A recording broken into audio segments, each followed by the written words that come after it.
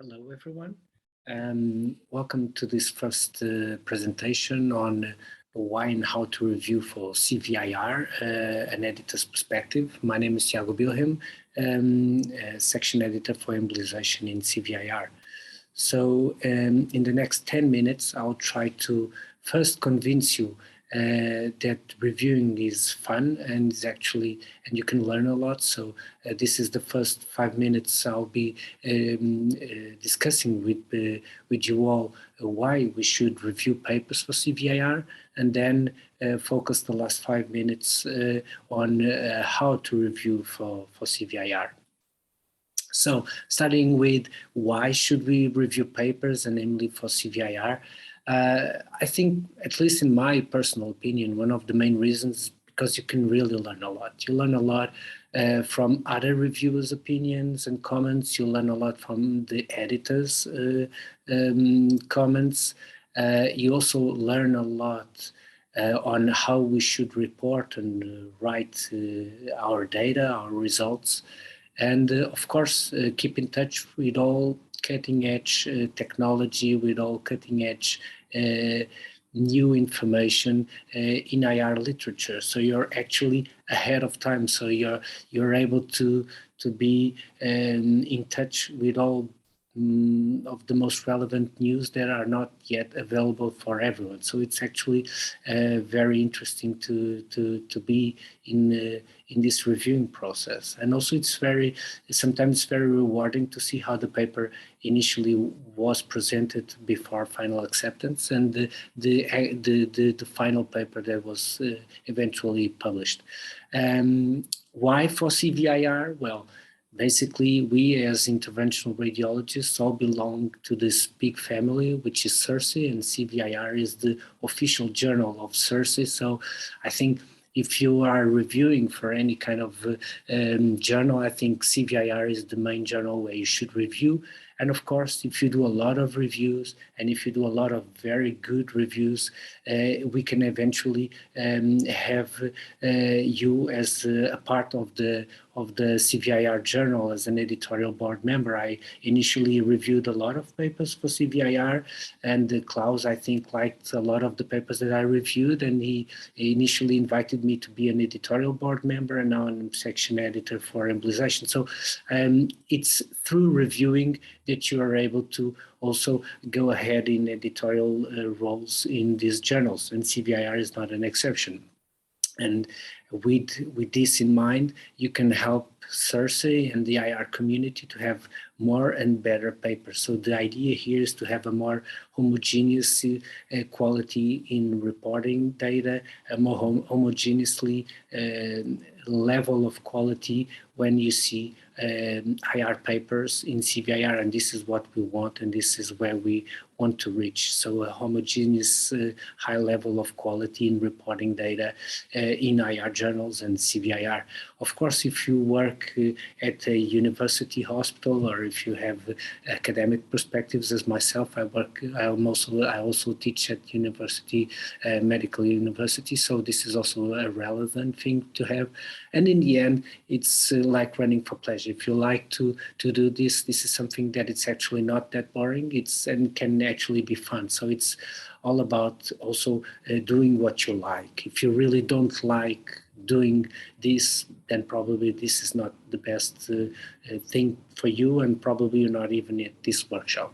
So when should we say yes? It's also important, if you're convinced to be becoming and being a reviewer for CVIR, it's also important to know that when you should say yes and when you probably should say no. So of course, if you have time and the patience, of course, time is always a matter of priorities. And I would say that 2 weeks should be more than enough to say yes. So keep that in mind. If you're not able to provide a review within two weeks, then it's probably best just to say no.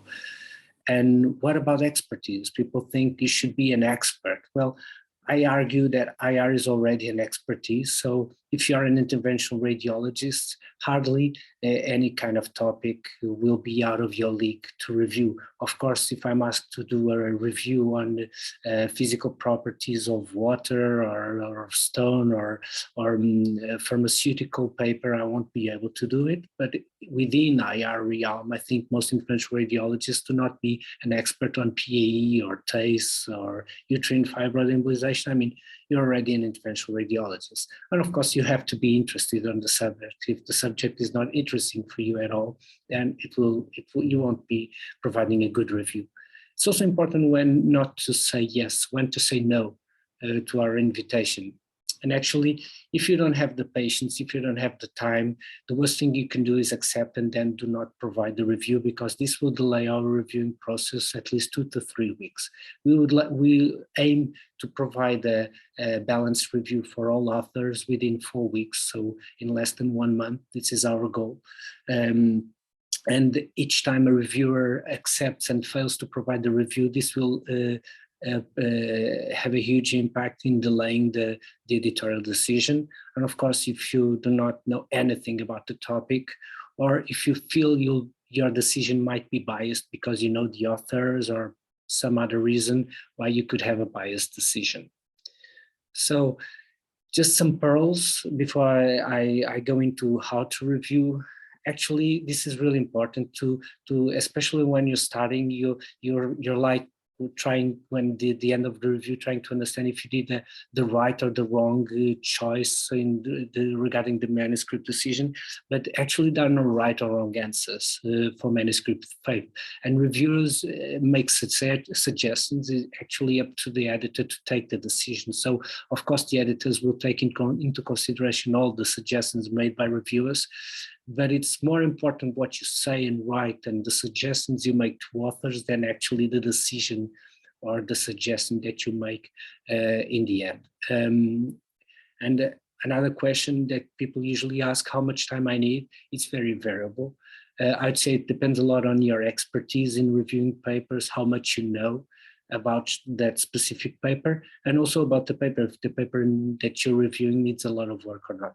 So these are things that can really make this very variable. And also, when you look at the manuscript, when you're reviewing manuscript, you have to understand and keep in mind you have two different things that you have to have in perspective. One thing is the data that is being reported, and the other thing is the quality of reporting. So these are two different things about the data.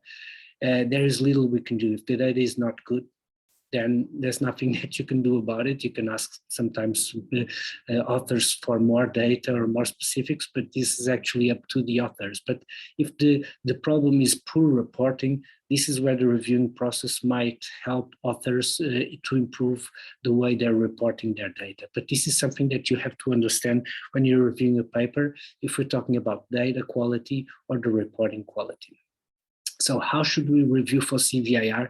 I give you this reference from Prof, which is actually a very nice guideline on how to review. And you have, as I explained, look at data and looking at how the data is being reported. So data quality, you have to understand if it's prospective, retrospective, single arm, does it have a control, the cohort size, and the follow-up quality. These are the most important things when you're asking yourself, is this a good paper or not? And then how the data is being reported, the quality of the language, the scientific style of reporting, and if it conforms to reporting standards that we have. So within CVIR, you have templates on Editorial Manager platform to help you through the revision. So these are all already included. You just have to fill in with your comments, and usually you start with your overall comments on the paper, and then you go to the specific comments, and in the end, you give your summary opinion. You have separate boxes, one with your own opinions to the editors about the paper, and then to the authors where you outline all your suggestions on how to improve the manuscript. These are two important references. This is the Equator homepage, and this is the CVIR homepage, where you can look at guidelines on how you should report data. This is for retrospective data, for prospective data, diagnostic studies, for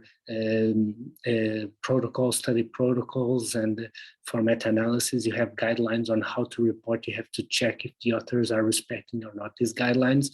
And you also have CHULC standards of practice for many interventional radiology procedures and papers. So look at these before you start the revision.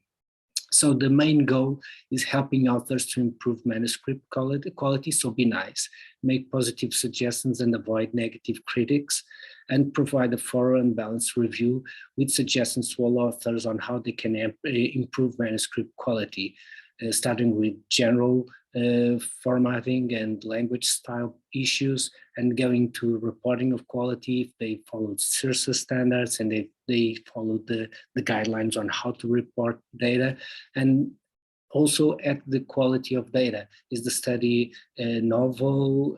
Does it cover predicate literature? And this is all the things that you have to ask yourself before you start doing the specific review and the specific comments. Another question, where should I start with my review? Should I start in the title, in the abstract, main text, figures and tables? They are all the main components of a manuscript. There's actually no right or wrong way of doing it. You just have to ask yourself, usually starting with title and abstract, the clinical relevance, the novelty, potential for future citation. Is it adequate for IR? And is the study category okay with CVIR? I usually start with this, trying to cross-ref the references provided in the manuscript and the existing literature, and also looking at figure and table. So these are all the things that you have to try and understand if they're being done correctly. So start with general issues.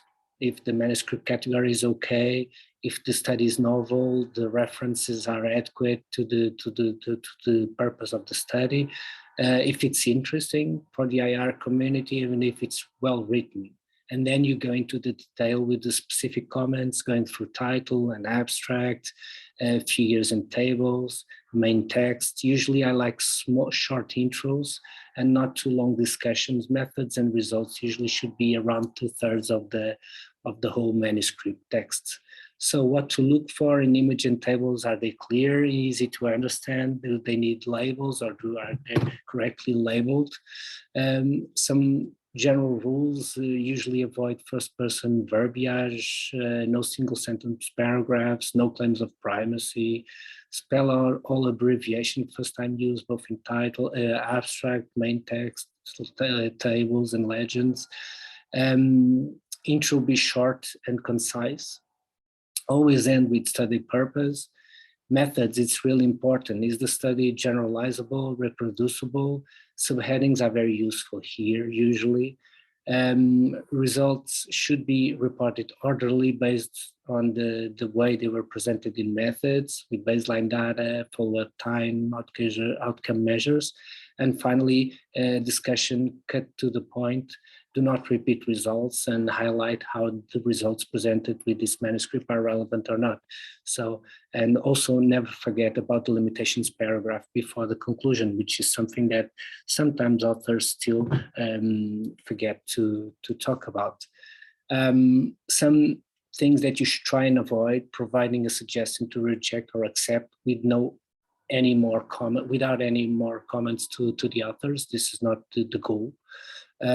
Having contradicting comments, like saying very well about the paper and then suggesting rejection, or saying that the paper is very poor, but then accepting, making a final decision of accept. And also avoid aggressive attitude, negative comments, or this kind of style. And also, of course, do not accept to review a paper and then give this job to another person, or share the manuscript with others. Of course, when you're reviewing, this is a confidential thing that you're doing. You should not be sharing this with others. So this is in summary what my talk is about. So reviewing for CVIR, how you should do it. You have a lot of information also in CVIR online, as you can see here, and we'll have more 10 minutes now for discussion. And I thank you for your attention.